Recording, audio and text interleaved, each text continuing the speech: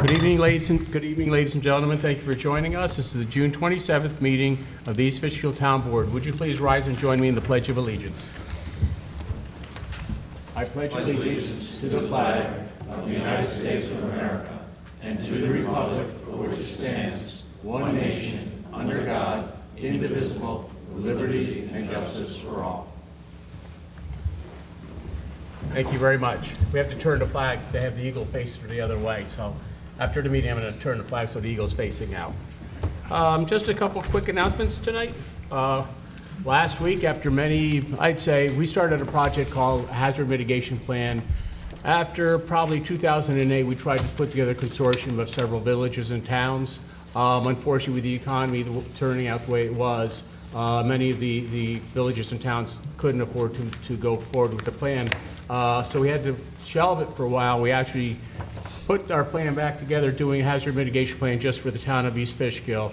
We started again about 2 years ago. I'm glad to say we just finished up the hazard mitigation plan, identifying different hazards in the town of East Fishkill, flooding being one of the most important, flooding, rock slides, wind shear, snow, blizzard, that type of stuff.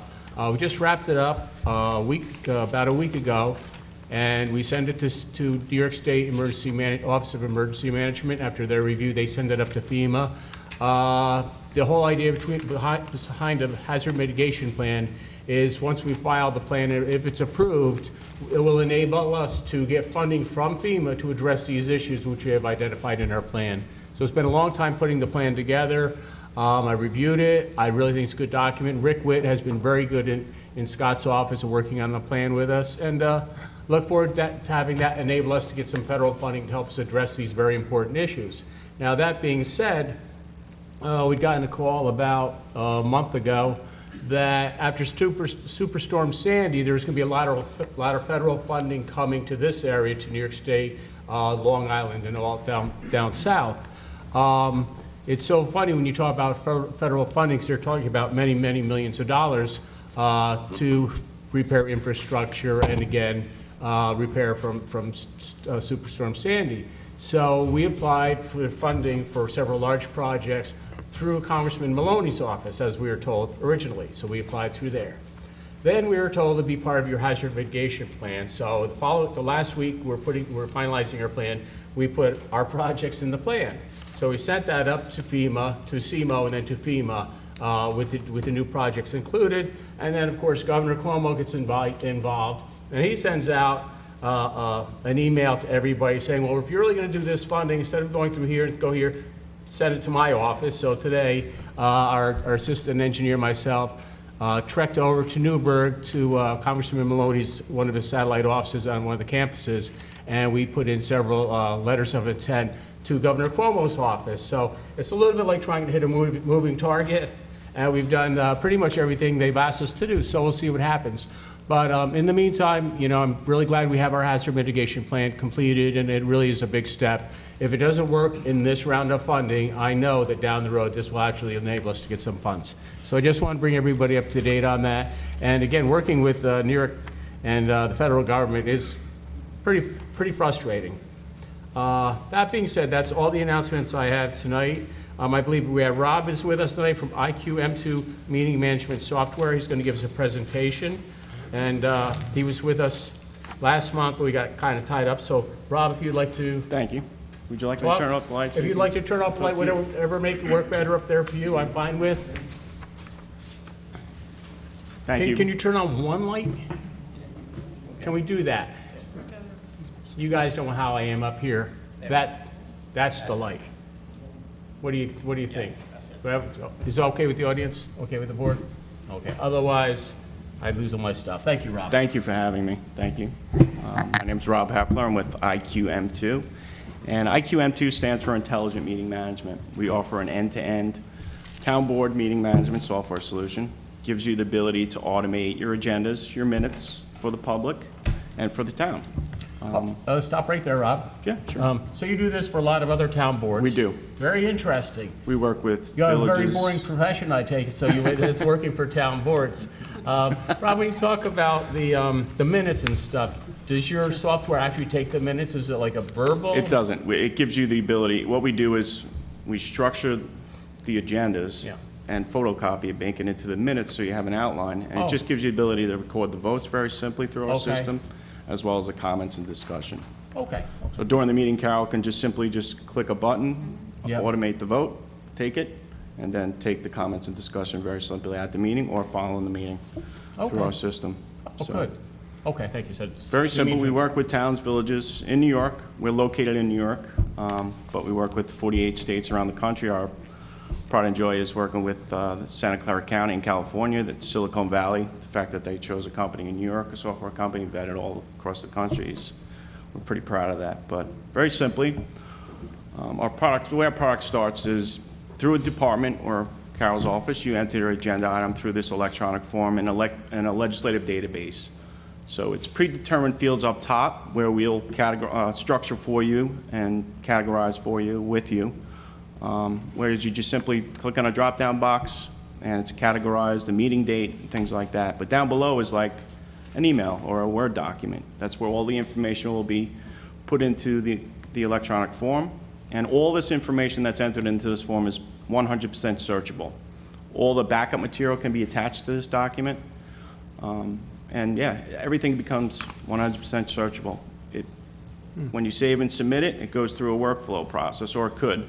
So let's say agenda item starts in the finance department and they develop a contract that needs to go to the town supervisor for a review or approval. We can set up that workflow process with you. So it's very easy to collaborate on these items. No mistakes, nothing gets lost. It's all done within one system. So all the history is built in the system. And there's an audit trail built into it as well. So it makes things very easy. So once all the items are entered into the system for that specific meeting date, it goes into what we call our agenda wizard, where Carol or whoever's putting together the agenda will simply drag and drop these items into a template of your outline of your agenda. And there's no more printing, there's no more scanning, there's no more copying, collating, numbering of pages. Last minute changes can be done in seconds through the agenda wizard. So it really saves a lot of time for everyone on the back end. Okay. Rob, I can't make last-minute changes? No, you can. Oh, good. Instead Okay, of, I'd clarify but that. instead of reprinting all the Yes. packets. Okay.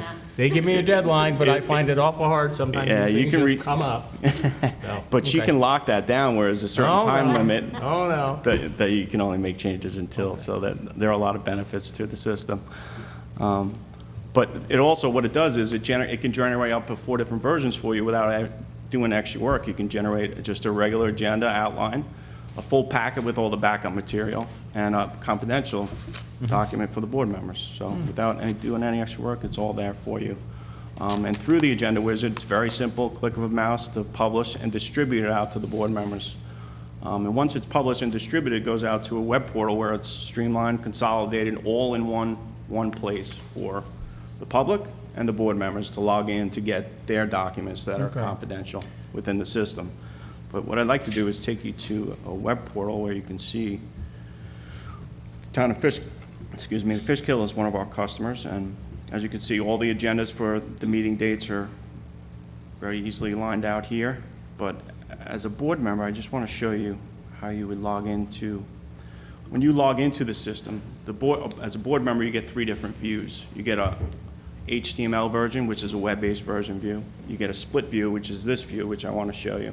And you also can have a PDF packet, which has the bookmarks. Makes it easy to read, and I'll show you that as well. But the key to this is, as a board member, you can come to the meeting with your laptop or an iPad, take your notes on the item before the meeting, just simply come to the outline right here, click on it, and it'll bring you the information right here on the right-hand side with the printouts of that information. So it's very easy to maneuver and navigate through the agenda at the meeting.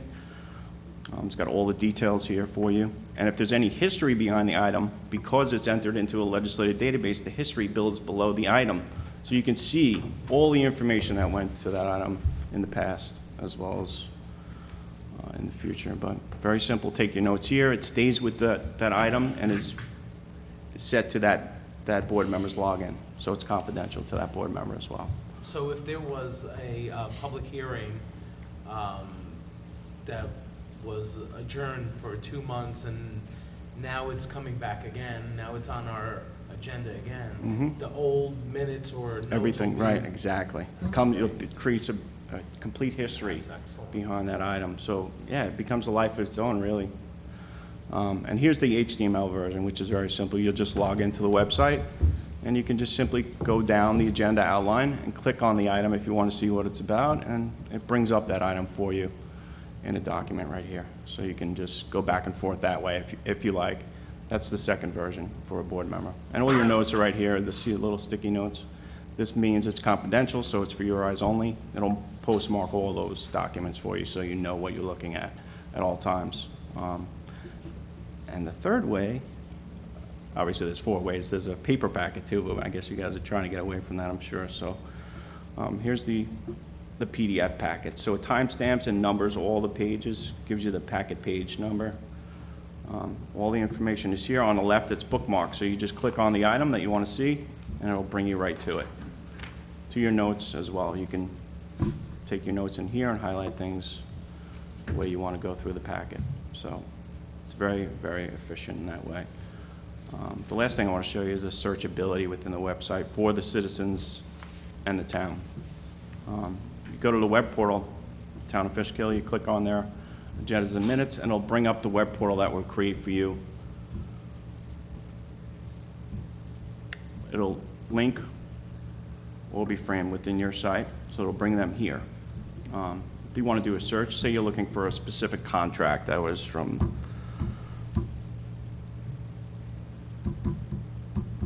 it's just like a Google-like search. It'll bring up, and that's what's great about it, because everybody's used to a Google-like search, so it becomes familiar to the public as they're looking for items that, you know, maybe they would call Carol to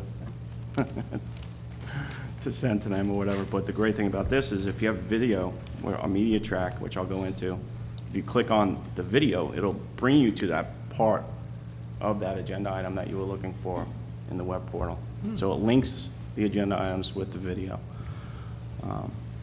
And that's our second module, which is media track. It'll integrate the video with the agenda items. So when you're going through the meeting and she's doing the minutes, she just simply clicks on the item as it goes, timestamping it, and it'll bring up or timestamp that for the video. And here's a Rob, good so one. this is like, actually, this product is based in modules, so you could purchase Correct. 1 module, 2 You can- modules. the How many first- modules can we purchase altogether? 3.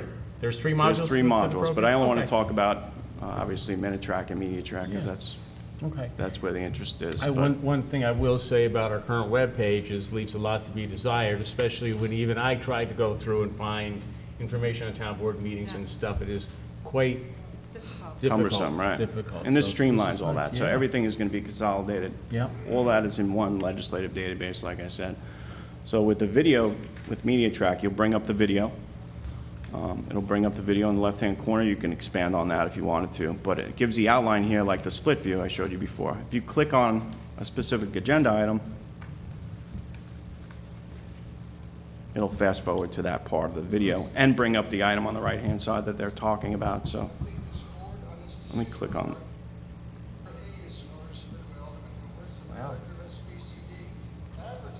And Carol would be entering all the info?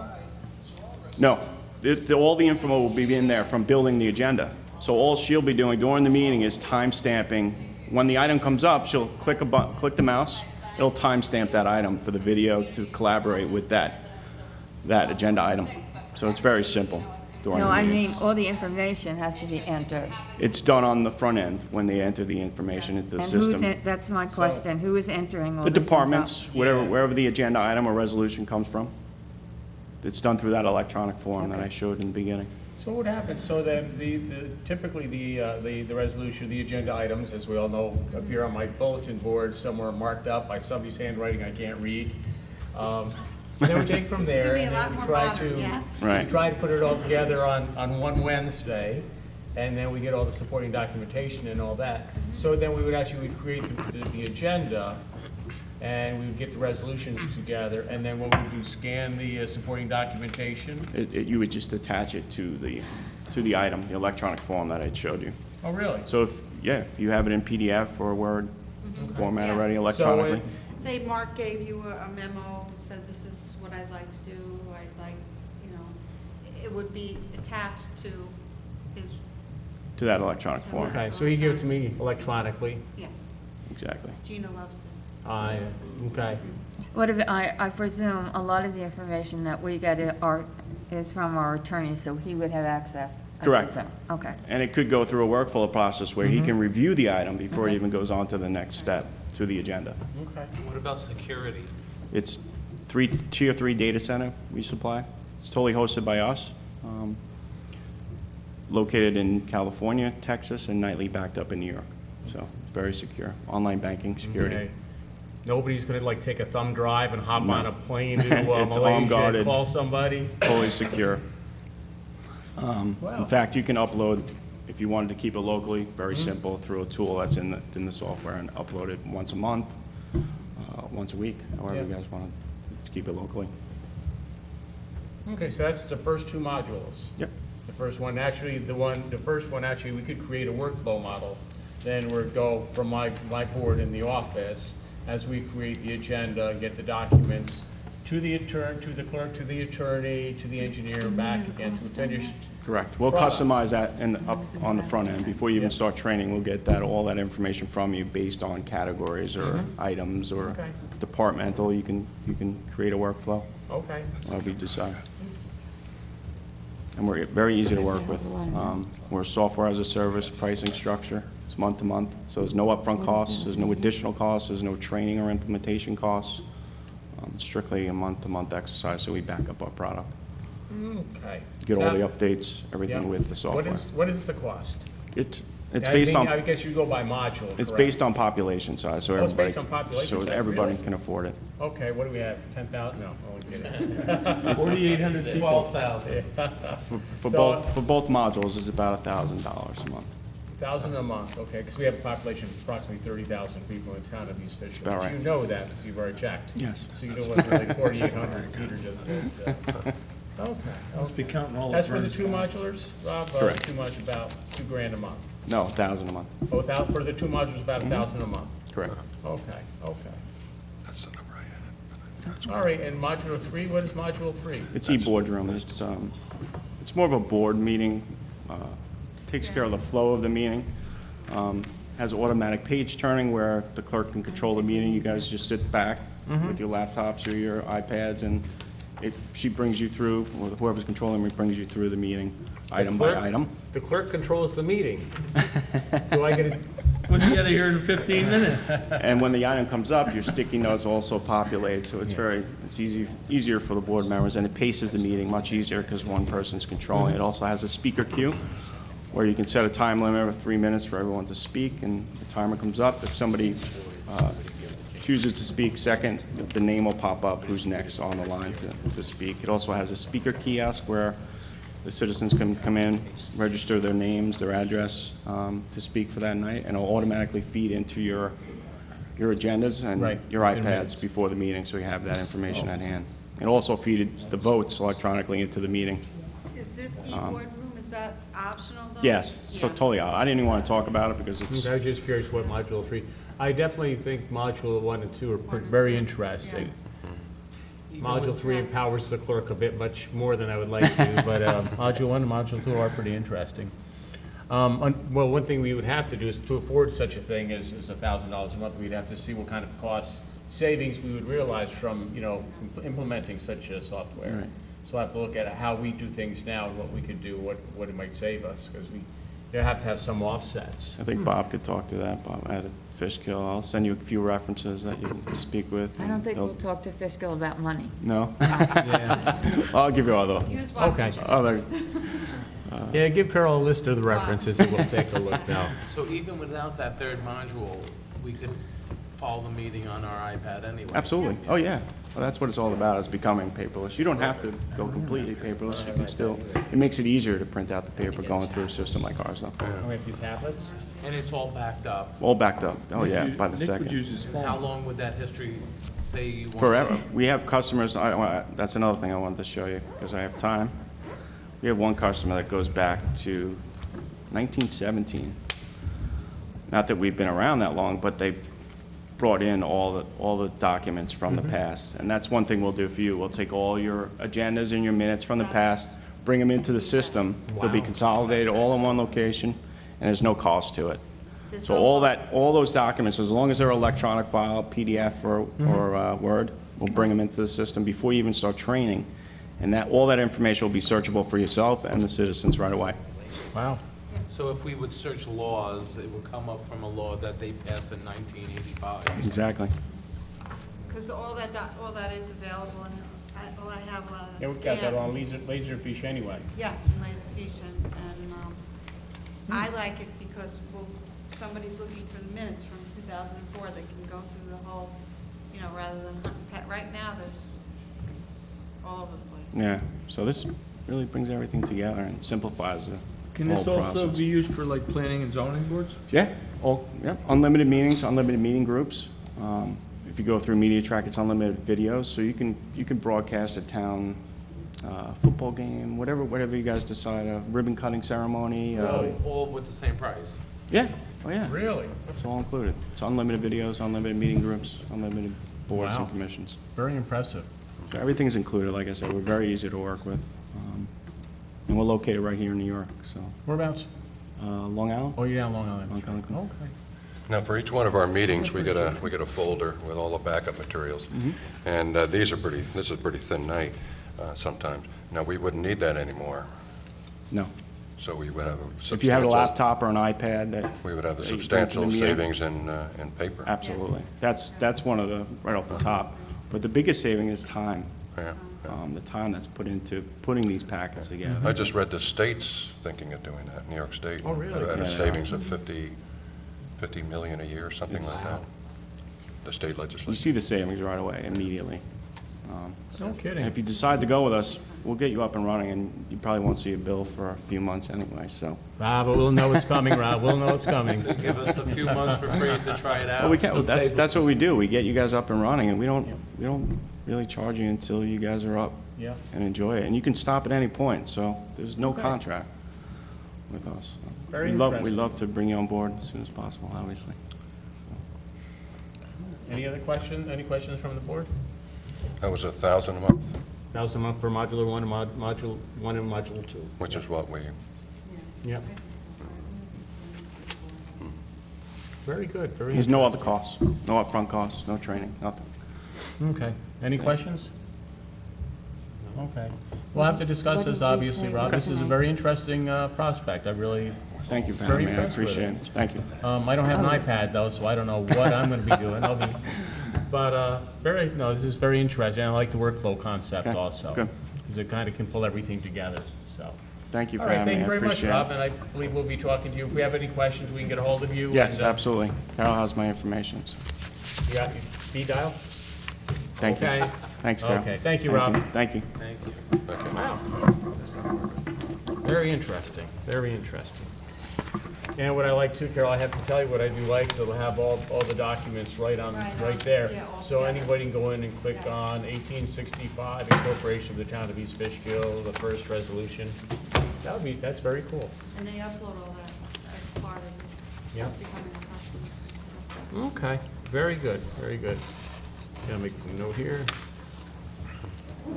Okay, all right, and with that, we go to the roll call. Madam Clerk, will you call the roll, please? Councilperson Walker? Present. Councilperson Dank? present. Councilperson Cassidy? Present. Councilperson Delisandro? Present.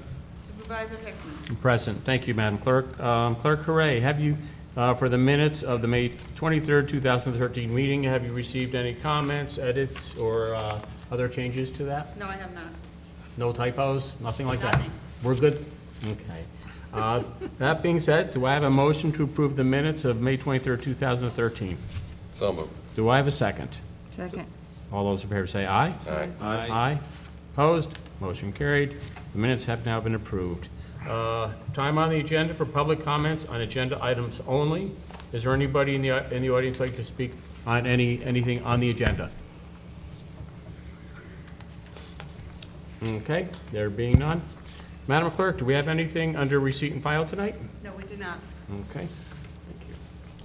All right, the first public hearing of the evening will be a public hearing to consider amending the Mass Public Assemblies Law by reducing from 5,000 to 1,000 persons where a permit is required and updating the penalty provisions. Do I have a motion to open the public hearing? So moved. Do I have a second? Second. All those in favor say aye. Aye. Aye, opposed, motion carried. The public hearing is now open. We've discussed this, we've had issues with large public gatherings in the past, many, many years, and we've seen the impacts that they've had on traffic in in parts of the town.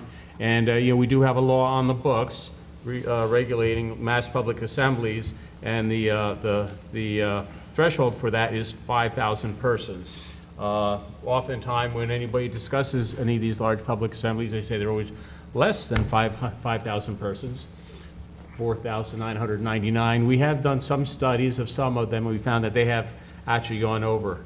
So the attorneys actually looked into the law that we had back in 1975, local law, number 4 of 1975. Oh, I did want to mention in the packet too, one of these pages is doubled, 6804 is doubled, so I was trying to figure that one out. So just remove one of the 6804 pages. But actually, the law is pretty solid, I gotta tell you. It requires a lot of information. Whoever's running the event has to come to the town, get permission. They have to supply a lot of information, how many people, if there's gonna be food distributed, where the vendors are gonna be, if there's water, where the water's gonna be, hospital, medical facilities, police. One thing I have to ask Tom, I see that there's a lot of information they have to provide. But say, Tom, they provide a list of, say, we're gonna bring on 3 officers, and we feel that 6 officers is more appropriate. So just because they say this is their intent to bring on, we have the ability, I guess the chief of police would have the ability? Right, anything they submit is going to be reviewed on behalf of the town by the chief of police and the fire district for firematic and the EM, the emergency medical services. Those comments would all come back to the town board, and obviously if they recommended an adjustment up or down, that would be something that the applicant would be told and would have to consider, because if the town board found it to be reasonable, that would be the condition of the permit. That would be a condition of the permit, and if they were found that they didn't at an event, so we'd have to be checking, then we could revoke the permit possibly? Oh, absolutely, you can revoke it. It's also part of this amendment would be to modernize the fines to $1,000. And it would also give you grounds then to refuse to issue permits in the future for the same event if they disregard it. Okay. And just one other point would be that this also allows the town police and firematic services to have better control on what events are happening on what day, because we are starting to see that there are several events on the same day. We may have a carnival at the park, and a private entity may have another event, and that puts a strain on the public services, so that by having this law, we'll have better knowledge as to what events and make sure that everything is coordinated. Okay. I would point out that obviously if an event is going to take place at a town park, we already go through many of these things before the town board gives permission to use the facility. So it's not going to be an additional permit or layer of control on those events, because we already know when there's a soccer tournament or a carnival at the rec field. What these will do is to bring into control if a golf course is having a big event, or flea market, or any other type of activity. Yeah. Okay. What would happen if, say, they made an application for a date and there was already several events that had that date? We could Well, that would deny be a it? consideration, that you wouldn't be able to have the event because there would be the requisite support of the ambulance, fire, police, whatever it is. Right. Well, the local law says now they have to give you 45 days notice. Right, they have to make the application 45 days, so there would be time to address it. Okay. And for some of these facilities that have regular events, would they be able to make for certain dates in advance? Certainly, the town board could allow them to make an application in January for all the events of the year. And, Okay. No, that is good, that is good. All right. Well, in the local law also it says about, say, porta potties and porta johns, but we don't oversee any of that, right? No, That's most Board of Health. one of the requirements of the law is to show that they've gotten approval from the Department of Health. So the Department of Health would regulate many of the things that are enumerated here as far as the sanitary facilities, water supply, because depending upon the size of the crowd. Because what we have is, we have events now that take place that claim to be under the 5,000 person threshold, yet they're in excess of the 1,000 threshold of the health department. So they have to get a health permit, but they don't apply or give any notice really to the town. Okay, so the health department is 1,000 persons? Yes. So we'd be in accordance with We'd that. be reflective of that one, so that makes a lot of sense.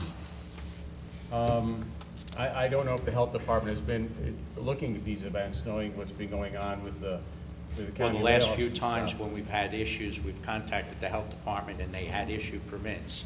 But they had sent no inspectors. They hadn't been inspecting, and they did say the last event they were, but we haven't heard Never. anything. All right. Is there anybody in the audience who would like to speak on this issue? You'd have to come up now. I hate to say it, but Rob moved the podium way over here. So Marty, you gotta come way over here. I know. I would like to know if the town has a copy of the town laws and ordinances, and are they available to the public? And if not, why not?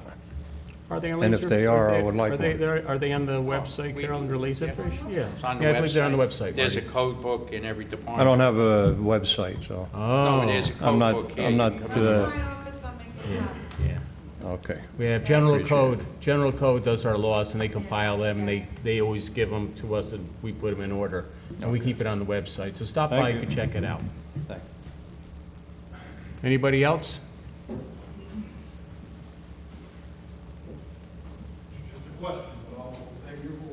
Thank you. I just want to know if the threshold currently is 5,000, and whoever's putting on the event says it's going to be less than 5,000, but it's over 5,000, what's the next step? In other words, if they're going to be a regular event, Right. once a month, and they say it's going to be 4,000 people, and it's 10,000 people, and it continues to be that way, well, I know with the new law it's going to change, but There'd be penalties, correct? Well, and And what also, would they be? if the event continued to be in violation, we could refuse to give them a permit. We can get a restraining order from the Supreme Court that would prohibit them from having the event unless they came into compliance, and that would be subject to contempt of the Supreme Court, which is severe penalties. But this law would provide for a $1,000 fine for the violations, which is the maximum town board can impose. Now, what would happen, say, somebody made an application for an event, and they said it'd be less than 5,000 people, and then we suspected that there was more, then we Then you would... give them a ticket, you bring them in, you fine them, and then that creates the record that the next time there's an event, you're gonna have to have. It would be up to us to prove that they had more than 5,000. So we'd have to... Anytime you go to violate someone, it's our burden to prove. Yeah, yeah. And we would do so again with, say, traffic Now, count or what we spotter. did, you know, we've done some testing, Yeah. and we did realize that an event that said they were under 5,000 was closer to 10,000. Yes, we So did. that was a big difference. Okay, all right. And we would certainly be prepared to look into it. Anybody else in the audience would like to speak on this subject?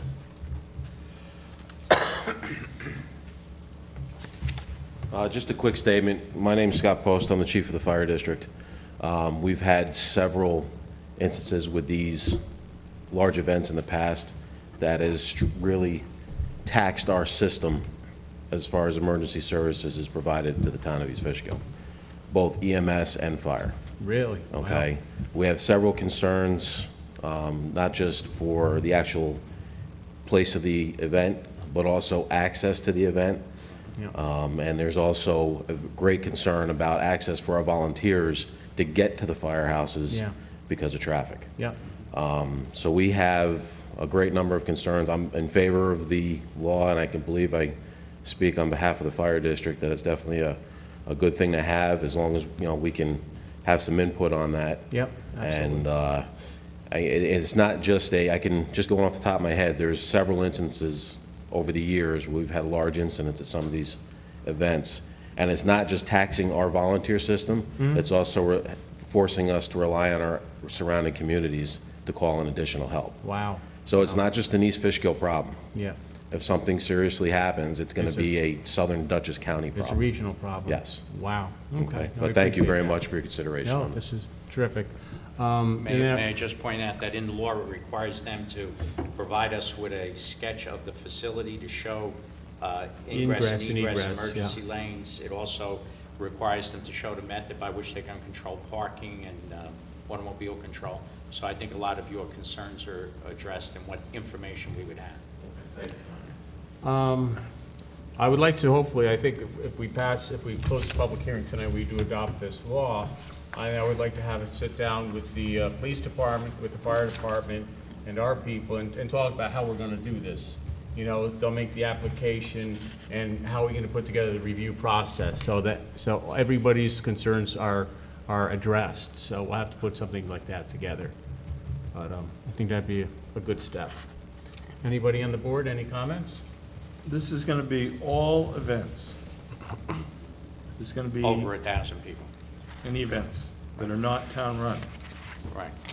Or on a town facility, because the presumption is that before the town board grants permission to use one of our facilities for a large crowd, that you're already going to be comfortable that all of these issues are addressed. Otherwise, you're not going to let them use our facility. Well, they've still got to file, they've still got to file for these. Yeah, they file and ask permission to use, say, the rec field. Right. And as part of that, they have to explain in their request that. This is how they're going to meet all these things. Right. Exactly. School events, Tom. Schools are not, we cannot regulate any event that takes place on the school property. If they are off the grounds on private property, then this could be. Okay, but regulated. school property, we cannot. We cannot regulate. What about church events? Excuse me? What about a church event? Well. Christmas it's- Eve Mass is 1,000. If it's actually, if it's organized by and under the direct control of a volunteer fire company within the town, or religious, et cetera, on their property, this would not Okay. Not be apply. applicable. It's not the midnight Mass, 4 o'clock Mass. All right. Any other discussion? Could you just explain, Tom, the last thing on first page and about the civil penalty? Yes, what we're proposing here is kind of, when most town ordinances have a provision, if somebody violates it, you can bring them into the justice court, and if they are found guilty, they can be fined up to $1,000. What a lot of communities are doing is in lieu of that, or in addition to it, but as an alternate penalty, is you bring a civil action in the justice court to get a civil penalty of up to $3,000. So it's a higher penalty and it's a lesser burden of proof, so it's an easier proceeding. So this would be the first law that we have that we're introducing that into, but it's now more commonplace in most communities. Because of the burden of proof? Because of the burden of proof, it's easier, and it's easier if you have a group that come from out of town and use a facility in the town, you can get control of jurisdiction over them much easier. I like that.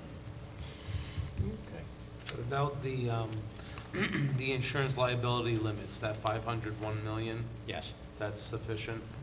Well, that's the I mean- standard that we usually have from, the town has greater insurance, but since these events would not be on town facilities, I think that's really just to ensure the general public that if something happened, that there'll be some coverage. And with their application, they have to show. They have to give us a provide. certificate of insurance. Just let me go over this 1 second. If let's say an event is going on at the soccer field, which we have over 5,000 people at least at one of the tournaments, do they have to fill this out, or they don't have to fill it out once they've gotten the Well, okay and since it's on town? Well, since it's a town facility. Okay. They don't have to apply for a permit, but with the field use agreements that Right. we're implementing, they're gonna be required to have insurance, et cetera. Right. So the only missing elements there would be they would have to work with the police and fire Okay, agencies for that part. okay, just double check. But obviously, if they didn't do that, the town board could just refuse to allow them to use the facility for the year. Okay. Yeah, well, they should conform to all Right. the areas within the law. The thought was, since they have to ask the town board for permission to use the Right. town that we wouldn't also make them apply for a separate permit. Did you But- say they have to ask who? Excuse me? The town. Right. If Well, they- that's another discussion that we're gonna have to have. When we say we ask the town, in some, it has been the case. Well, when they give their schedules, they're supposed to give the schedules of any tournaments, et cetera, like that. Right. And then under the new field use agreement that we're going to be Right. implementing, Right. hopefully in the next month or two for the fall, Right, that agreement has insurance requirements, et cetera. Right. And there will be a provision that for those separate events, that they're going to have to satisfy The police the and town fire, to yeah. be sure that Okay. the park, traffic and all of those issues are okay, addressed. great.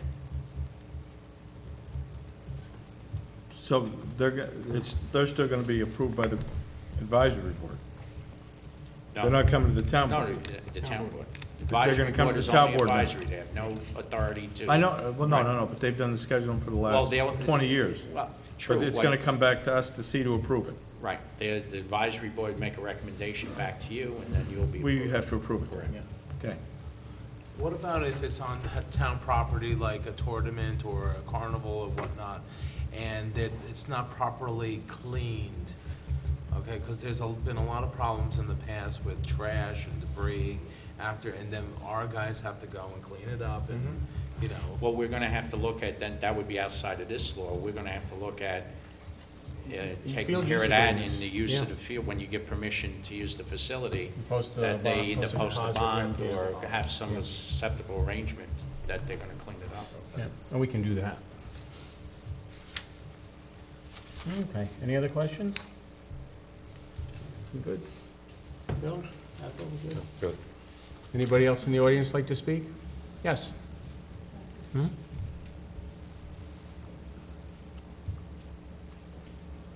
Hi, good evening. Janet McHugh. I missed a little bit of what just went on, but I just want to add to this matter that the Rec Advisory Board for many years, probably as long as it's been in existence, has been approving through their rec liaison to the town board usage of the fields, whether it be for special events or concerts and so forth. There already is a protocol in place where we're already addressing these needs. A lot of the times the Recreation Advisory Board gives their approval with, and they would do so where they would say, well, you have to supply a dumpster and you have to get security, which is our police department. And our police department's already been working with a lot of these local organizations to do that. So it's my recommendation that you also work with the Rec Advisory Board to see what they already have in place and what we've already been in writing asking these Well, I think that's organizations for. what- I think that's what we said, Insurance is and that the so forth. advisory board would make the recommendations to the town board, because Right. you have to remember, about 2 years ago, it used to be a rec commission. The town board abolished the rec commission, converted it to an advisory board. An advisory board has no authority to consent to the use of a town facility. You're It only right, has but at legal those authority. recreation advisory boards is a representative to the town board. Any issues would go back to the town board, and they keep it moving. For any organization to go through a number of, I it's don't- just something to take into I don't think this is consideration. really, this is really not an issue for the law that we're discussing at this moment. Okay. To be honest with you. Obviously, with the new field use agreements, the rec board will review all schedules supplied by all the leagues and any special events they're going to have. They will sign off on them, then they will send them to us, and then we'll look at them, and on behalf, recognizing the rec board's recommendations, certainly approve them. Right. But this is just, we're Right. tightening that up with the field And use. it's- But that really is separate and apart from what we're discussing Good, with this okay. local law. Gotcha. All Okay. right. Terrific, thanks.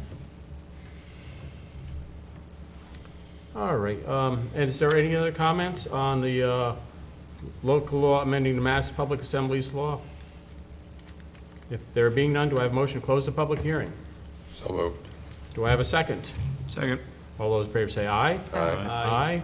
Opposed, motion carried, the public hearing is now closed. Do I have a motion to adopt a negative declaration and adopt local law to amend Mass Public Assemblies law by reducing from 5,000 to 1,000 persons when a permit is required, updating the penalty provisions? So moved. Do I have a second? Second. All those in favor say aye. Aye. Aye. Opposed? Motion carried. Thank you very much.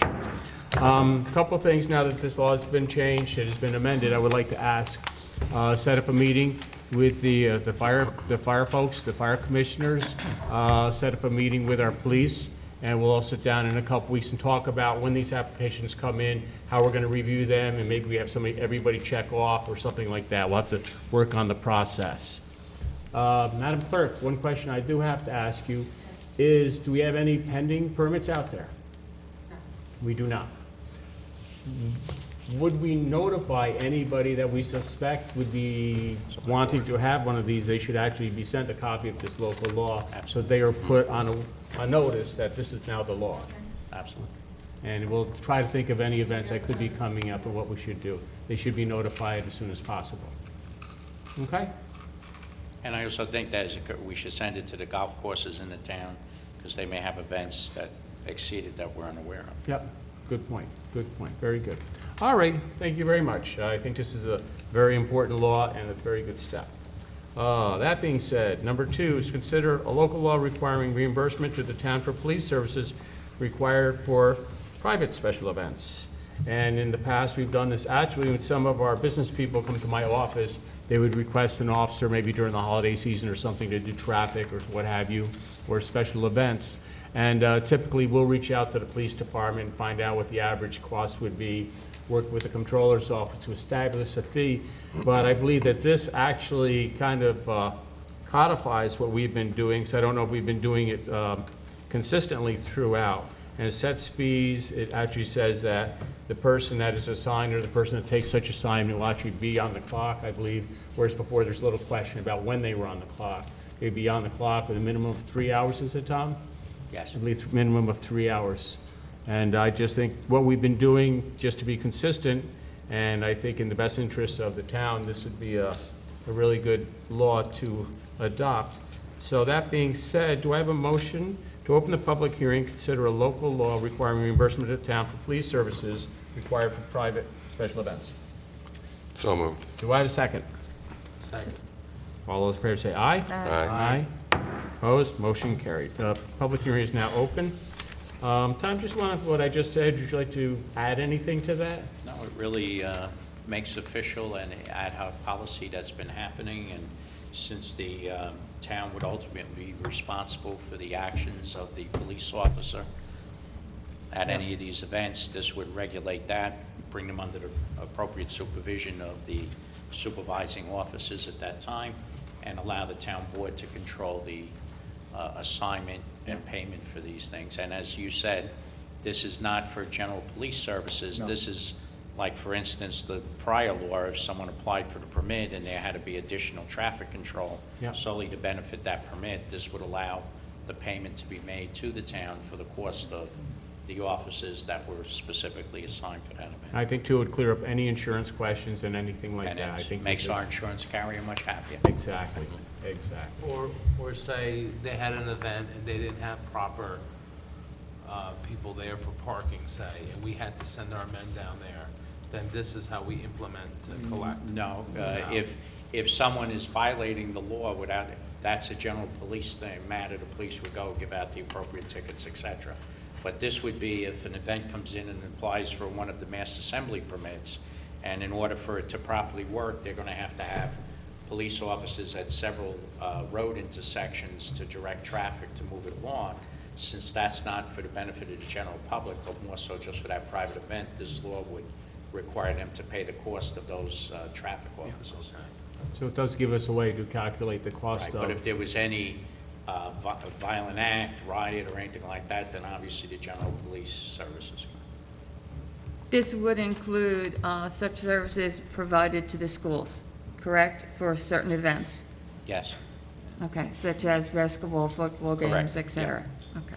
It would now funnel it all through the town, and it would be Okay. a direct action. Yeah. Yeah, because they get officers for their basketball games, sometimes the Right. bigger events Yeah, after. football. Okay, and football.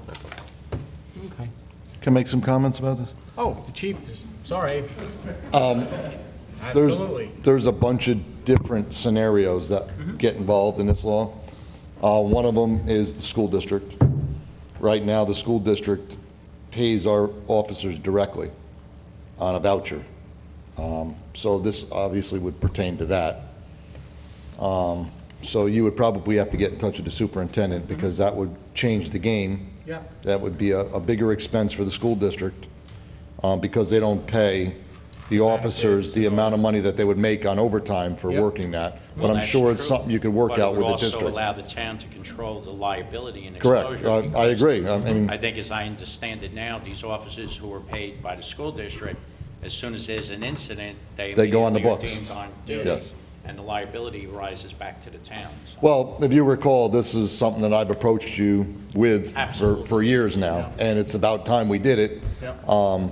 It's just going to be a logistical thing with the different scenarios, because, so now, we've been doing Frankie's the right way, Yeah, yeah. which is we put an officer on overtime. Yep. Frankie reimburses the town, basically what the law is going to accomplish. I'll give you another scenario. Memorial Day weekend, we have the Sons of Italy Carnival, which is, there's police officers up there, but they're on overtime on our tab. Yeah. You have the soccer tournament that weekend, that the soccer tournament pays the officers direct, which Right. that would have to end. And then you have the Stormville Flea Market, where they say, hey, we need 2 police officers, Right. and they pay the officers direct, and all of that would end. Well, and let me just ask a question. Tom, I think you'd have to look at where is the line that your police presence is there as a general public safety, and then where is the additional? I mean, if we had an officer up at the carnival, I wouldn't say that's necessarily got to be paid for by the carnival, because actually maybe just a general I agree, it's town General- property, it's an general event that's benefit of the a public community safety. event, yes. Exactly, but then what line would you say, okay, but you're gonna have to have 2 there, Yes. we have one that's gonna come through, but maybe you'd be responsible for 1. See, we don't charge, the carnival doesn't pay our officers. When Right. we do the carnival, our officers are there on overtime, But they're on and the some of site. them are actually, they're all on duty. On They're- the site, though. Absolutely, yeah. Yeah. They're on the Whereas site, for the soccer tournament, they're out directing traffic. the soccer tournament, they're out in the road That's the directing difference. traffic, Yeah, yes. yeah. But why is that different? The soccer tournament, number one, I don't believe is a local event totally. I believe it's an out-of-town event. A lot of people come into that event. I think it's different than a carnival in our rec field, you know. You tell me, though. Yeah, We'll I do mean, it however you want to do it. I think it would be something we'd have to, like I said, something we'd have to discuss. How many would you have at the carnival, just general benefit and safety, and same thing down there. When does it cross the line to where, wow, we have to have 2 more officers, and that's really specific, and that's But this law doesn't change that. that. No. No. All this law is doing is that we're. Putting everybody on our payroll all the times they're We've had working. a situation where the officers are paid directly by a private person, but they go in our uniform, with our weapon, our vehicle, to the site. But they're being paid directly by a person, they're not being paid by the town. As soon as an incident happens, they're then deemed to be on duty.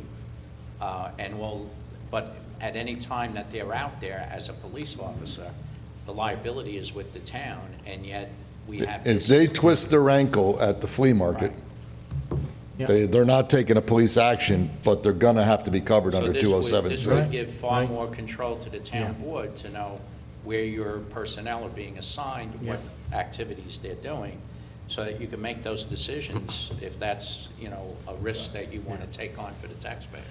And to be honest with you, there's a lot of events that we won't do because, we've spoke, Yeah, John, yeah. and you've pretty much ended that There's certain with things a we lot should- of sporadic events that come up. I mean, Yeah. we used to have construction companies that would hire us for Yeah, yeah. traffic.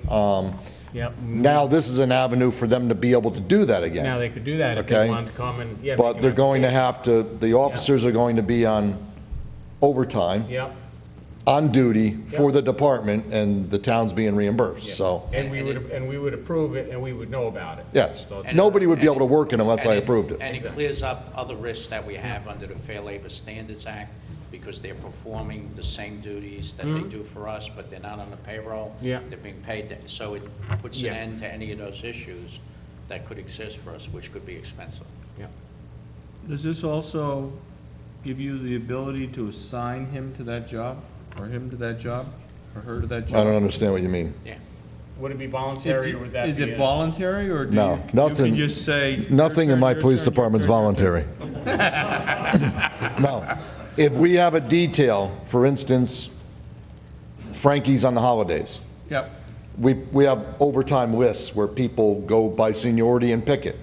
And if nobody picks it, we force the most junior person on a list to take it. So we have that all in place, it's all implemented already. So if somebody doesn't want to do that detail, we have a reverse seniority list that starts at the junior person and forces them to work the detail. It's not like we don't ask you, we tell you. Yeah. That's just how it works in this line of business. Put it in a nice way. Yeah, in a nice way. Kinder, gentler way. So Memorial Day weekend, everybody's mandated that they've got to work the whole weekend. Listen, I've been here 30 years, and I'm used to it, and most people that have been here any number of years know what goes on Memorial Day weekend, and we cover it every year. We never have a problem.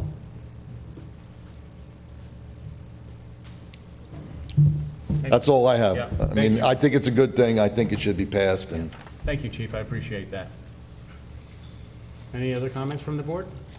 So it basically would be for those situations now where somebody is paying the police with a voucher, and that would not include the That would- carnival. It would include all the other activities that we mentioned. Right. Correct? That's correct. Yeah. And they have to pay 3 hours no matter what. Right, well, that's, if we minimum. have to bring an officer in just for that assignment, it's a 3-hour minimum. if it gets rained down an hour into it, they get 3 hours. Right. Yeah. Okay, anybody in the audience like to speak on this subject? Okay, there being none, any more comments from the board? Questions? Okay, do I have a motion to close the public hearing? Some of, Do I have a second? Second. All those in favor say aye. aye. Aye. Opposed, motion carried. Public hearing is now closed. Do I have a motion to adopt the negative declaration and local law requiring reimbursement to the town for police services required for private special events? Some of, Do I have a second? Second. All those in favor say aye. Aye. Aye. Opposed, motion carried. Thank you very much. It is now the law. Appreciate, I think, I think these two local laws are really going to go a long way with resolving some of our issues. Thank you very much. Now we move to the portion of the agenda for resolutions.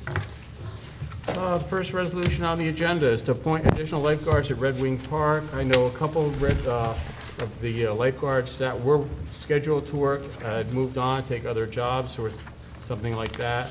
So the head of our Red Wing has requested that we bring back Eric Burlinghoff. He's worked at a Red Wing for the past 4 years.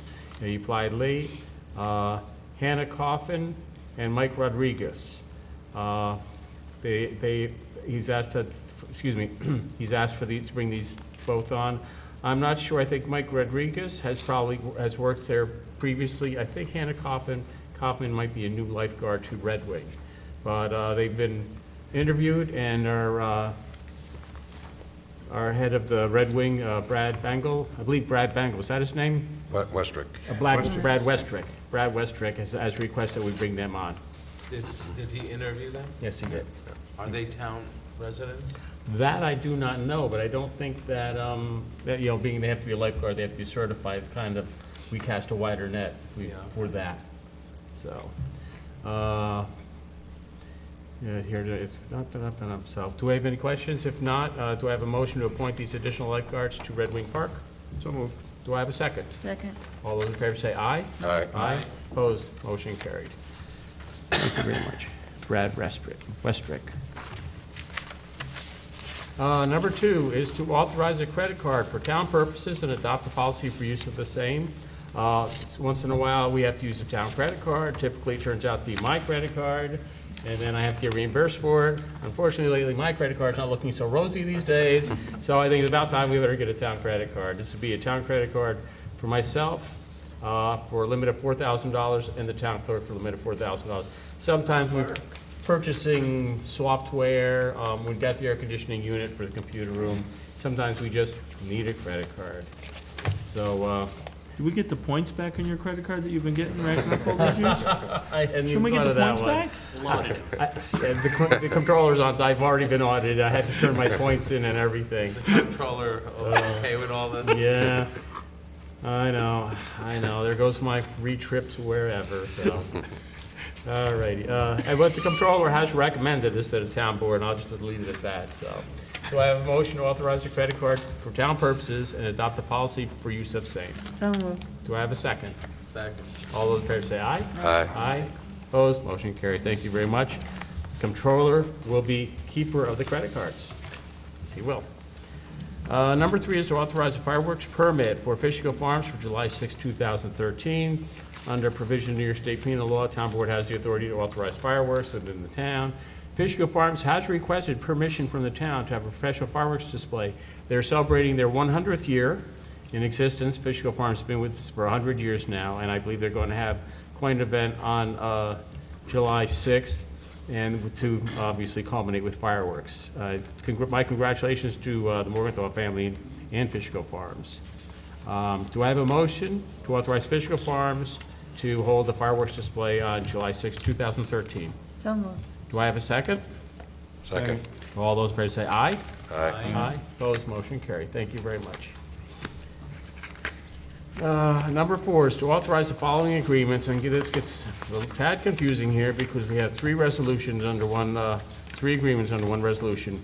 The first one is to authorize Workplace, who provides employee assistance program to all the town employees, and I think the fee is $21 per employee, and that's a typical thing. It's an annual contract we have with the Workplace up at St. Francis Hospital, I believe St. Francis Hospital.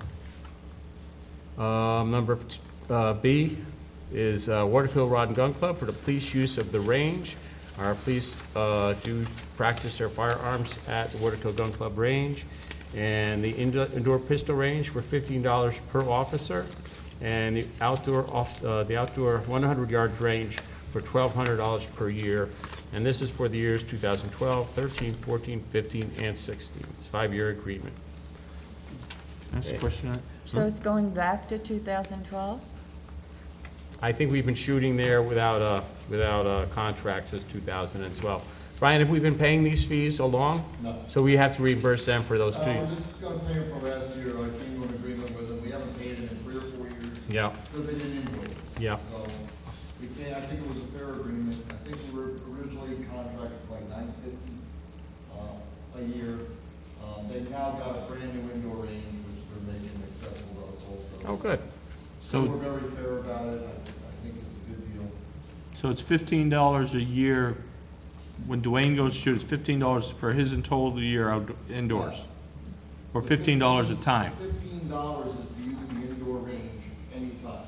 For the entire year? Yeah. No, anytime you go there. Yeah. Oh, and $15 every time you go. But we don't use the indoor range to shoot. That's just the rate they're giving us for the officers to go on their own time and use the indoor range, okay? The main fee we're paying is $1,200 for the outdoor range. We shoot outside. All right, so there's the outdoor range, the 100-yard range, that's what we're paying for the $1,200.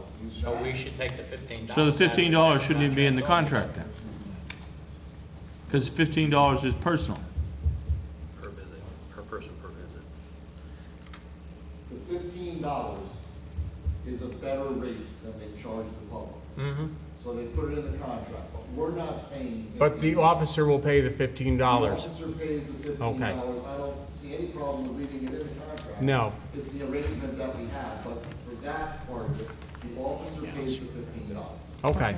The $1,200 covers us using the range for the year. And it also covers officers individually who want to go and shoot up their practice a little bit and go on the outdoor range is covered under the $1,200. Okay. An officer uses the indoor range, you'd be charged $15, and he would pay that out of his own The indoor pocket. range is $25 an hour. Yeah, When yeah. you use for the public, Yeah, our guys can go in and pay $15 and shoot till we're done. yeah. Should the wording of that be changed then? We'll change the So resolution. just Yeah. make a note that the Yeah. $15 fee would be Paid by paid. the officer. Okay, Paid by the officer. okay. Very good.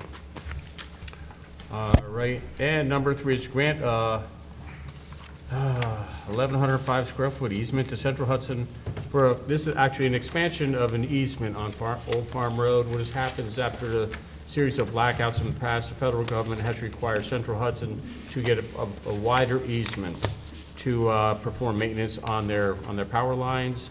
They've asked for an increase of an existing easement on West Old Farm Road and Timothy Road.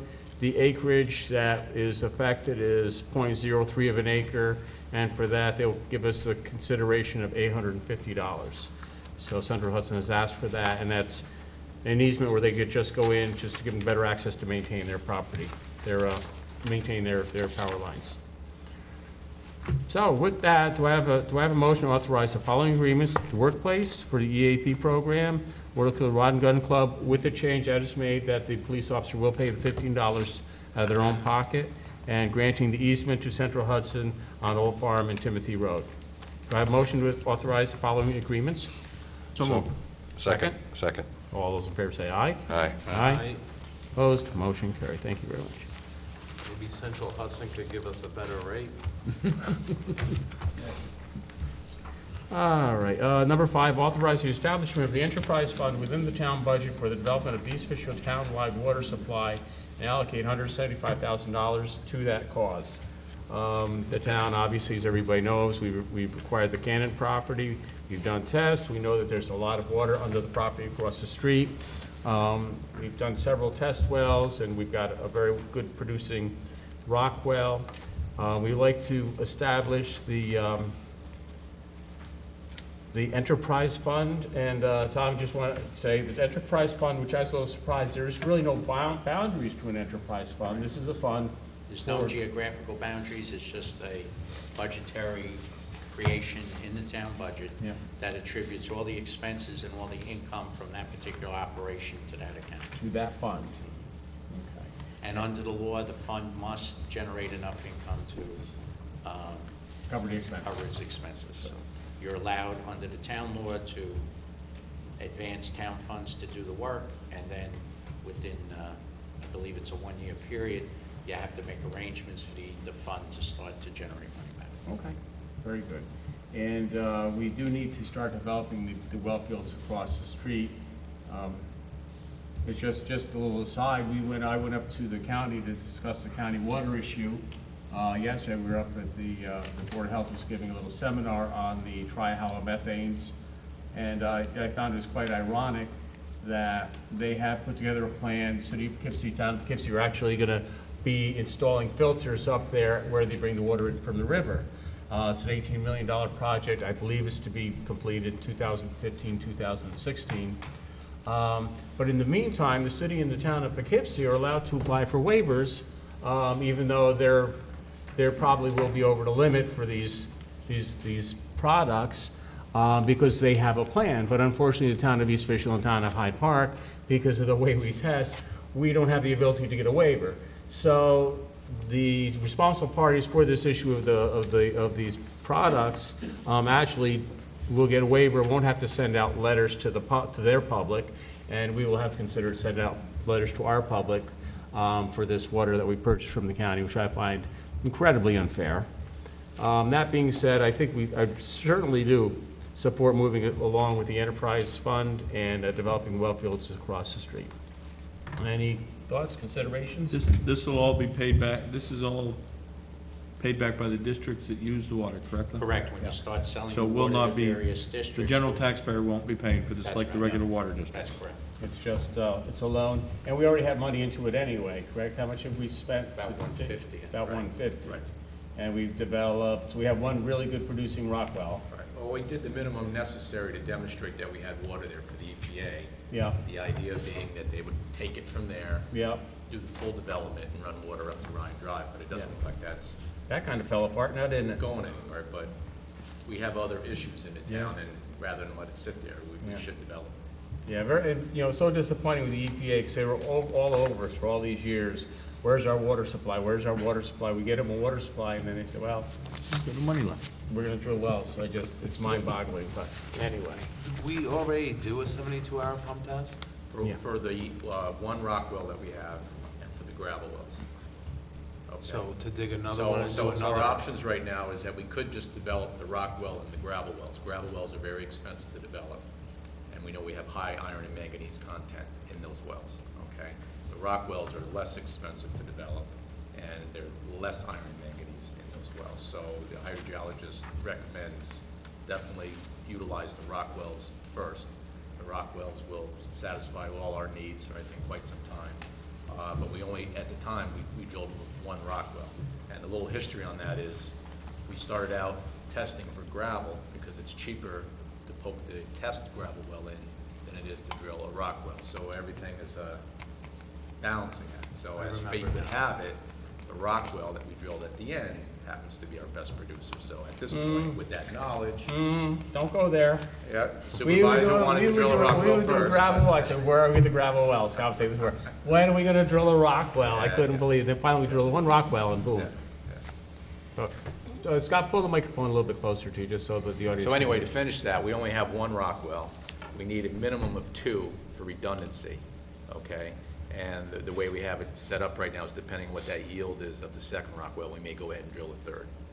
And then do the combined pump test, and we may wind up, right now we're at 350 gallons a minute, we could wind up at 600 gallons a minute. So, you know, we're gonna really run it to a max right now, based on the information we had at the first go-around. Let me ask you a quick question, though, talking about water, because obviously this is one of our most important subjects in the town of East Fishkill. Say we have a rock well over there that produces so many gallons, whatever. And then we have our Hamlet main runs right to the town hall. So we're really not far from our rock well. Right. We couldn't tie that rock well into the town Hamlet 1, Hamlet 2 system, could we? Well, we first, at the very least, do disinfection. We'd have to So we need a chlorinate. building to chlorinate. And then depending on how the well develops and what kind of iron and manganese levels we have, we'll know whether or not we need to have filtration and to what degree we may need filtration. Okay, if we didn't need So- filtration, we just have to run to a chlorination in a building. Correct, if we do Okay. not need filtration. Okay. Right. Gravel wells definitely need filtration. They believe that through flushing the rock well and developing it, chances are maybe we won't need filtration for the Okay. rock wells. Okay. But that's still to be determined. Yeah. And say we had that rock well, and we have, what, 2 or 3 wells out here in the well field in the rack, which really are not great producers. They're not great producers. They're not great producers, but could they be the redundancy? If they were tied together? We're talking wells over here that put out 20, I 30 know, gallons a I know. minute compared to wells that do 350, so. They wouldn't consider a You know, redundancy? I think those wells ultimately could supply our irrigation demand. Okay. Because we do have a pretty good irrigation So we will demand. probably be looking at drilling 2 more wells over here. 2 and possibly 3. So you don't want to wait for the modeling to be completed? Well, they're kind of 2 different things. One is a water source, and then the modeling is how do you connect all the dots with that supply of water? To know, you know, if we're going to supply Worley Homes, can we do a half a loop through Brett Few and What if the Fishkill modeling Plains? says we can't do a full town system? I don't think it'll. Well, we're going to be able to do a We town will, system. It's yeah. really a matter of what size piping, you Tank know, are you going to location. need? You know, what size So piping? it doesn't Is matter 8, where is it 10, is it where 12? those wells are for redundancy, if that's You got to the size case. the main Well, properly. let me And just say that at the in worst, the- you have to put booster systems in along In the way. that case, the redundancy, if we were to tie these all together, the redundancy could be the Fishkill Plains wells. Exactly. They could be, Yeah. depending, so we will find that out, Right. though. All right, what would the next step be? We're going to authorize $175,000. Or we're going to come in and drill the first rock well, test that yield on the spot, Mm-hmm. depending what that yield is, make that decision to go ahead with the second well or not. And then once that's developed, then we do the 72-hour pump test, we do the water quality test, and then we make the application to the DEC for a water supply permit. Okay. We can have that water supply permit in hand while we're still finalizing the modeling or Mm-hmm. putting out contracts to get the mains out, but at least, you know, you certainly don't want to put contracts or design water mains throughout the town without having that That- permit in hand, Right. knowing that you have that source. Okay. Very good. And so this enterprise fund, Tom, we put the money in there, and then do we do RFPs to? It works as if it The were same a thing. district, but it just doesn't have any boundaries, so that it will be developed, and then whatever one of our existing water districts takes water from it, there'll be a rate that that district will pay to the enterprise fund for the water. Pay back. And that rate pays for the water, for the well, the pumps, the electricity, the cost of constructing it. So the plan is that the Hopewell Hamlet district needs additional water. It would go there. It'd be redundancy for Fishkill Plains. We got Revere Park that has to come online with a new water source. and then we have to address the Worley Homes situation. So between all of them, the projection is there would be enough use of it to generate enough revenue to cover the development costs. And then obviously, the hope would be also to be able to take the Hopewell Glen Water District off the county line and put it onto these fields, which would pay the freight. Yeah. I mean, right now, as a side note, like the Hamlet is maxed out right now. We have that Church Street area over by Frankie's that they want to tie in, I think, 9 homes or something like that. Yeah, but we can't. And because we don't have can't capacity. supply them, so we can't supply Bridge Street if they want to develop. I think we're looking at surplus property that we're going to have to supply water to. So, I mean, the need for the water Is there. is there. Yeah. One last thing, and we're going to be continuing to use LBG as our consultants for developing the well fields Yes. across the street. Yes. They've been very good. Okay. Any other questions? You good? Do I have a motion to authorize use, do I have a motion to establish the enterprise fund within the town budget for development of the East Fishkill town-wide water supply and allocate $175,000 towards that project? So moved. Do I have a second? Second. All those in favor say aye. Aye. Opposed? Motion carried. Number 6 is to authorize the use of Limekiln Recreation Area for a fundraiser by Julie's Jungle, one of my favorite groups for the Julie's Jungle Playground Committee. Julie's Jungle would like to have a concert in the park to benefit Julie's Jungle project, which is to build a playground for children of all abilities. It's going to be held on August 25th at 2013 at 2 p.m. at the Limekiln Park. And there'll be live music and all that. Barbecue catered by Smokehouse. Actually, looks like a really nice event. So Julie's Jungle has made a request to use the Limekiln Field on that day. Do I have a motion to allow Julie's Jungle to have their barbecue and event? So moved. Do I have a second? Second. All those in favor say aye. Aye. Aye. Opposed, motion carried. And again, I have to tell you, what a terrific organization. I'm very supportive of Julie's Jungle and the project.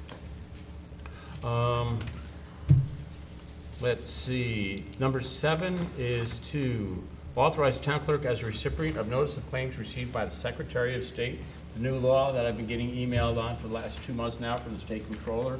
Tom, do you want to, anybody want to take a shot at explaining this thing? Well, before anyone can bring a lawsuit against the town, they have to file a notice of claim, which has to be filed within 90 days. The state legislature, in their infinite wisdom, has decided that in addition to the old procedure was you file with the town clerk, in addition to that, the state legislature, in its wisdom, has said you can file with the Secretary of State in Albany, pay a fee to them, and they will transmit it to the town clerk. So every municipality, even though the town clerk is the person to get it, still has to file a form with the Secretary of State saying this is the town clerk and file it. So. Okay. So to that end, we have a resolution to authorize the town clerk as recipient of notice of claims received by the Secretary of State. Do I have a motion to make our town clerk the recipient? So moved. Do I have a second? Second. All those in favor say aye. Aye. Aye. Opposed. Motion carried. Make the state happy. Thank you, Carol. Let me know if we get a lot of claims from New York State. I already filed electronically, I already did. Oh, really? Yeah. Yeah. Way So, ahead. yeah, it's way ahead of you. No kidding. This is It was, good. and it all goes through that, again, we're gonna go back to the no paper. It's electronic, everything we did is electronic. Yeah, and they sent okay.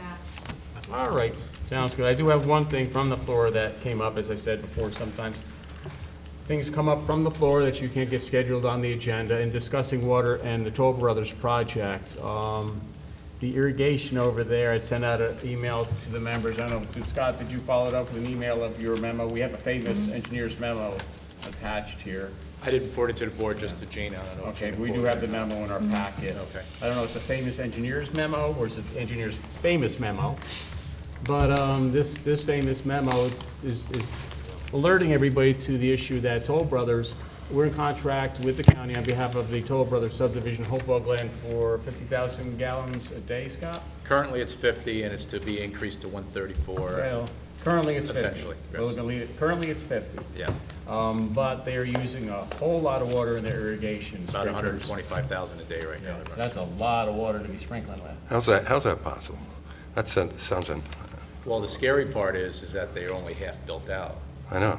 so they're gonna be well over 200,000 gallons when the time comes. Now, our little problem is that your Dutchess County Department of Health is kind of saying, we should increase our contract purchase from Dutchess County of this water that they're selling us for this irrigation, and really, probably have to put a gun to my head to make me sign another contract for this water with the county. So, but we do have the wells over there that Toll Brothers turned over to us as part of the subdivision. We have 2 wells, Well, correct? they've offered for dedication to wells, yes. Yeah, and we told them when we finally finalized the subdivision, we wanted those wells. They gave us the wells, how many acres and a dry line, correct?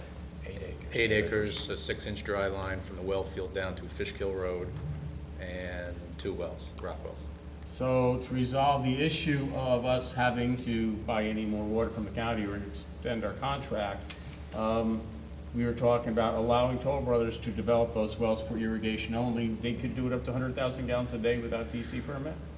The max has to be less than 100,000 Less than gallons a day. 100,000, okay. Yes, and we would want that anyway, because we still want to use our maximum 50,000 Yeah. to use as much water as possible to try to deal with the trihalomethanes. Right, right, But right. anything above the 50, we would use from the irrigation wells. Okay. So the thought is, we're going to allow Toll Brothers to put in the infrastructure to develop these wells and use these wells for their irrigation, and that way we don't have to purchase more water from the county for their irrigation purposes. It would be just for a maximum 2-year period, and then we'd Yeah. reevaluate after the 2 years. And they will pay the town annually by 1,000 gallons, $1. A $1 rate of down. $1 We per just put a thousand. And they pay nominal all fee the on it. utility costs, everything, all they're doing is using our land. Yeah. That was to be dedicated to the town. So, And in addition to that, they're also going to sample twice a year for water quality, because one concern why they didn't use that for their potable water source was the Bryan Drive boom flow. from the Hopewell Precision So in a couple of years' Supervisor. time, we'll get some information from those wells to see whether or not that could be a potential potable water source. Yep, The water in the grass and planting lawns, is that what they're using the water for? Yeah. That much? yep. I know. They're drinking about 20,000 in their We're water. getting 2 inches of rain a day and they're still watering? As you said, they've only half built out, so at the end of the project, it's gonna be double that. Yeah. My only concern is that if that is the case, and if we were in a drought, can we cut them off? I mean, I think that amount of water is Well, ridiculous. we have the Well, you gotta authority keep- in a drought situation. Well, if you These- control the water source and there is a Right. drought, you have the right to put restrictions on the use of water. That'd be for any of your water districts. But I also want to add, these wells were pump tested when they were installed, so they're safe yields, and they won't exceed those safe yields. I think 86 gallons a minute on one and 125 maybe on the other. They were actually looking to drill a 3rd well, which at this point, we're not permitting a 3rd well. Yeah. And these wells would actually become part of our enterprise. Right. How many houses are there now? About 40 40. with CO. 40, so There's- they're there's more. using 5,000 gallons? Or, Well, it's the land, 2,000 gallons a they have day a section per that house? might be 20 acres that could Yeah. have 5 houses on it, so the infrastructure is exceeding the actual house construction right now.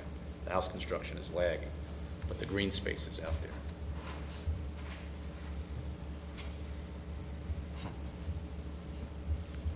So that's where we are. They put the sprinklers on at 9 o'clock at night, and they run till 11 o'clock in the morning.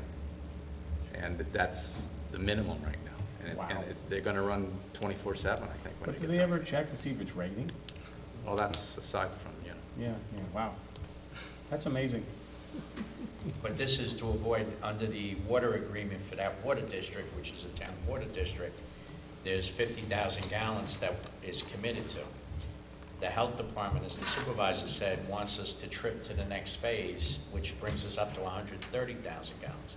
But since the water has the issue with the trihalomethanes, we're trying to prevent having to trip over the 50,000 in the hopes that, And you know, the- and we'll be there's able an- to give them an alternate water source. And there's another part to that, and that is the water storage. Right now, the county has told them they have until 2015 to build their 450,000 gallon water storage tank.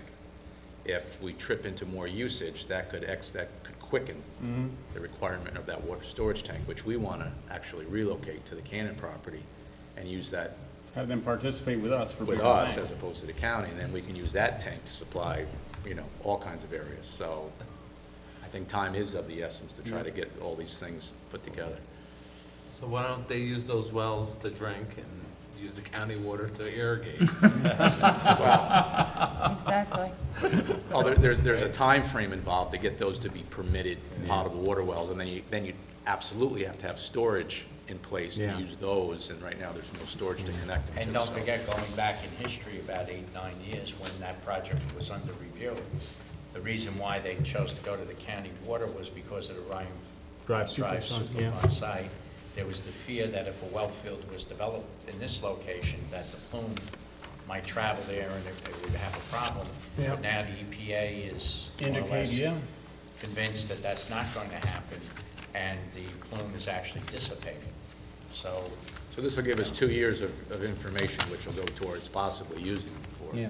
for potable. Good. And again, they become part of our enterprise Right.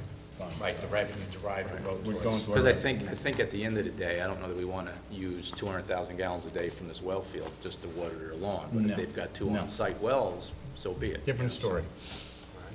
All right, so do I have a motion to accept the wells from Toll Brothers and allow Toll Brothers to develop those well fields used for irrigation, paying the town the sum of $1 per 1,000 gallons for, what were we talking, Maximum of 2 years. maximum term of 2 years?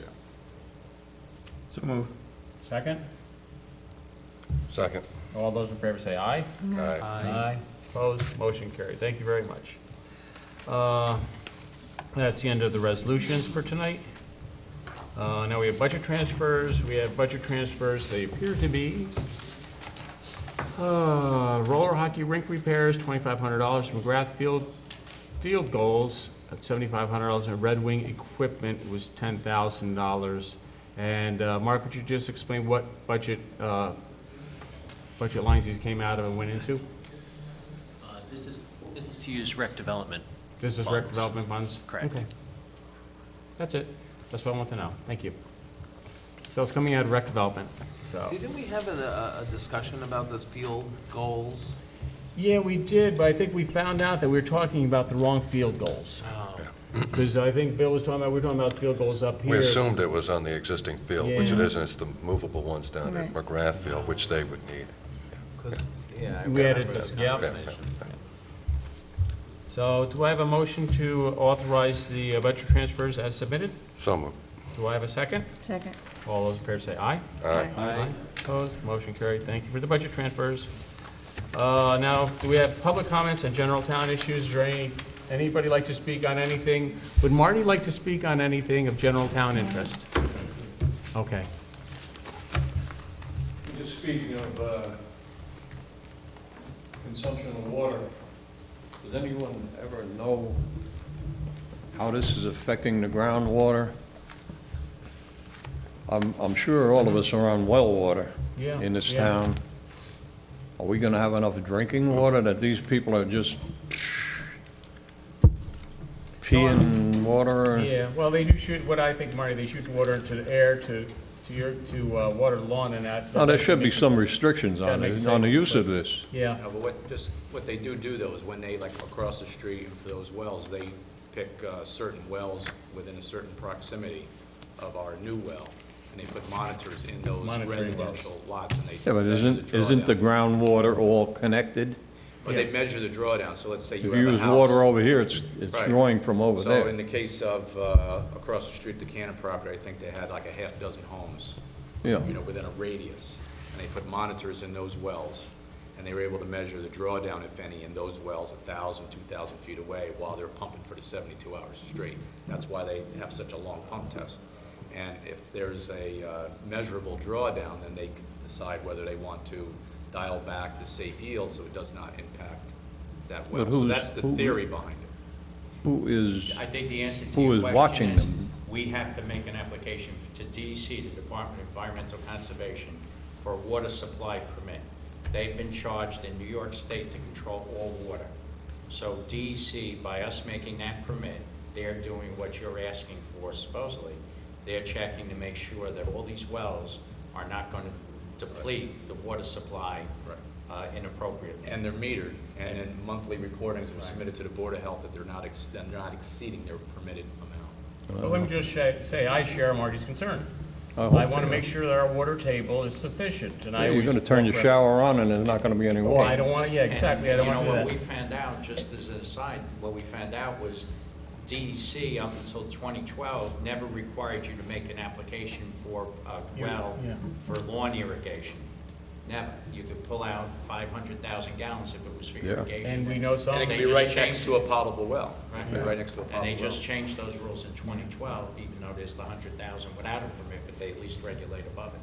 But I agree with you, Marty, and let's not leave it up to New York State in their infinite wisdom, because we know how that could work. This is our problem. not- Absolutely, this is our, and I agree with you, I believe we have to protect our aquifer. We are sitting on a lot of water in the town of East Fishkill, but I agree with you that we should watch how it's used. One of the for things sure. I'd like to see is like when we do a subdivision, instead of having a stormwater discharge go right to a creek, have it go to a retention pond where it goes back into the ground. Yeah. And that's kind of things. But I have spoke with people in like some scientists up at Cary Arboretum, and they actually, like, you can look at our creeks and our streams, we are still very healthy. They can tell by the way the streams flow and the stream banks.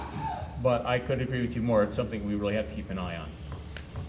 Because I like to take a shower when I turn the faucet, I like to take showers. I like to drink, have a drink of water. Anybody else like to speak on any general town issues? All right, there being none, a couple things I would like to announce.